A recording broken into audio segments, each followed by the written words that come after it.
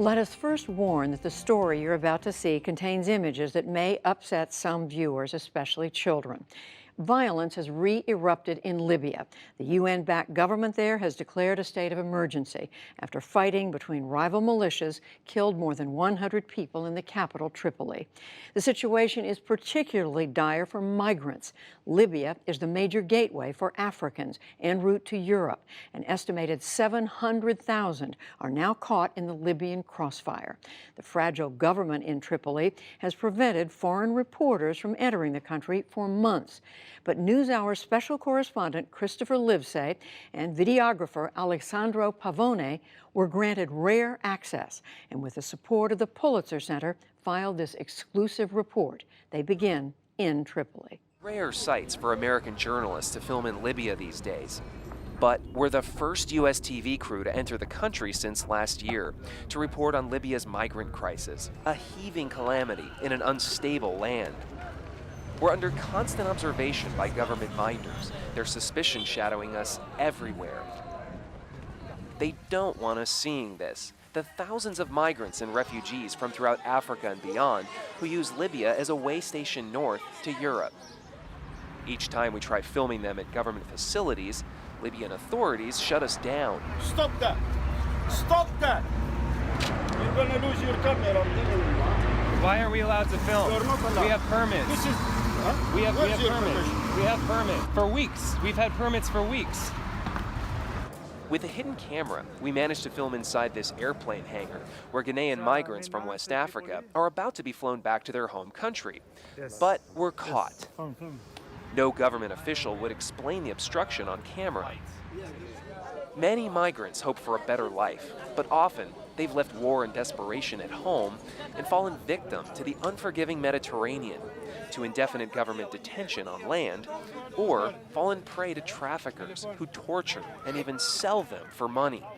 And it's because of those traffickers that Libya would not allow American journalists in for nearly a year, after CNN showed African migrants being auctioned off at a Libyan slave market last November. Big, strong boys for farm work, he says. 400. At a clinic in Tripoli, we meet a 19-year-old Somali named Hamoud Abdul Alimi. He says he comes to the clinic from his shared apartment every day to get treatment for his mutilated legs and fingers, wounds inflicted by migrant traffickers. His saga began last year in Somalia, more than 4,000 miles from here, he says, after militants from Al-Shabaab, an East African jihadist group, murdered his brother and threatened to kill the rest of his family. I had to flee. My family paid smugglers to take me to Europe, but they held me in Libya and tortured me. Then they sold me to another group of smugglers that demanded more money. When I couldn't pay, they nearly beat me to death. Hamoud gave us this video filmed by a fellow migrant. He says it shows his same traffickers torturing a fellow Somali in the same hidden location in the same way they tortured him. They also electrocuted me and abandoned me with gaping wounds on the side of the road. I thought I was going to die. He wants to tell us more, but the government minders are watching, and we fear for his safety.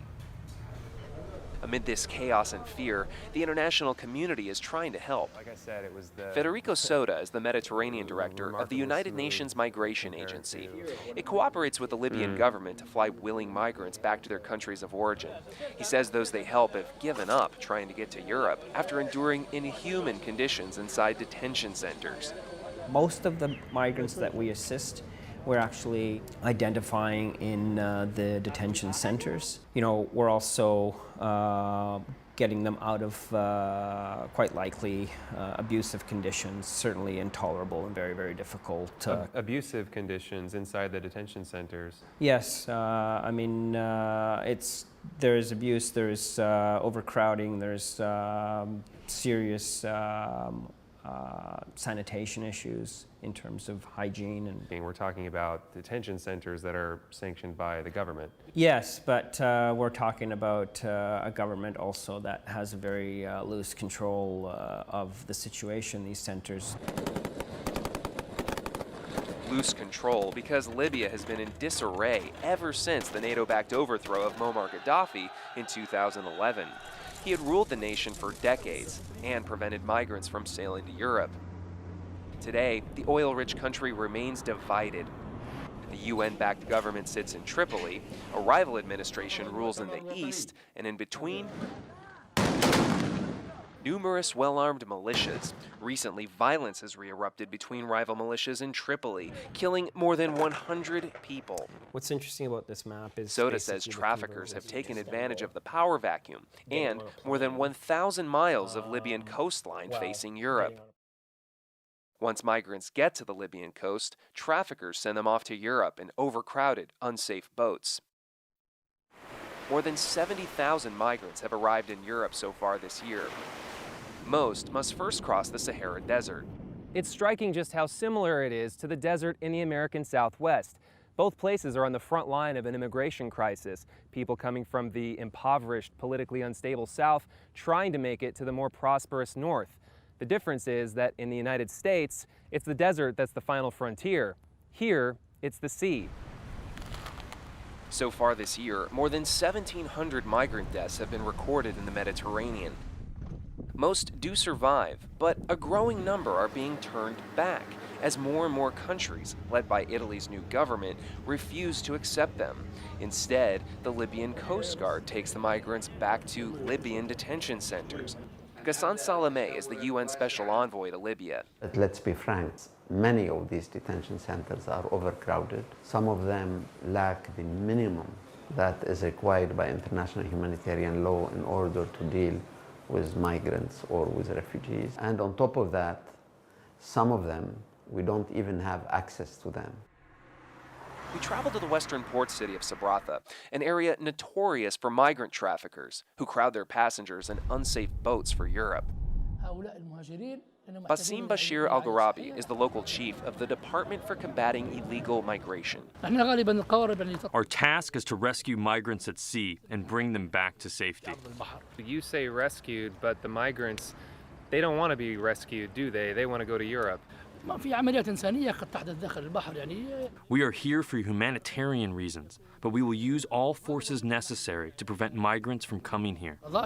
You say do anything necessary to prevent migrants from coming here. We've heard reports that there have been cases of abuse of migrants in Libya. Is that the case in Sabratha as well? I respect the migrants' humanity. They are poor, weak people. It's absurd to use force against them. But not uncommon. Back in Tripoli, we meet up again with Hamoud, the Somali refugee from the clinic, this time in secret. It's Friday, a holy day, offering us a rare moment free from our minders who have gone to the mosque to pray. We're on our way to a neighborhood called Abu Salim. We've been warned that we have to maintain a very low profile to go there. There was a shootout reported this morning. A shootout, we're told, between a dominant militia and unwelcome refugees. Hamoud meets us on the street and rushes us inside the apartment he shares with 8 other young Africans. I can't work to pay my rent. My landlord will evict me in 3 days. I don't know what I'm going to do. I can't cross the sea to Europe like this. I'm trapped. He blames the traffickers who beat him, but they're not alone. He says when the traffickers left him to die, Libyan authorities refused to take him straight to a hospital. Instead, they put him in a detention center.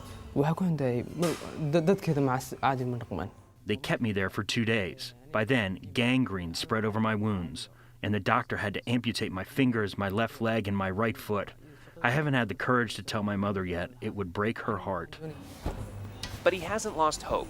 He's in touch with a cousin in Canada. Hopefully they can be reunited, he says. Soon after we parted ways, Hamoud endured yet more hardship. Libyan police apprehended him for no reason, he says, and beat him with the handles of their guns, then stole $200, money his friends had donated to help him out. He took this video after the beating. Libyan police vowed to kill him the next time they saw him, he says. When we asked him why, he said, because I'm a migrant, and they know there's nothing I can do about it. This is Libya. The government in Tripoli did not respond to our request for comment. Meanwhile, thousands continue to attempt the crossing out of Libya. But as Libya's political turmoil endures and Europe tightens its borders, more migrants like Hamoud have no choice but to stay. For the PBS NewsHour, I'm Christopher Livesay in Tripoli.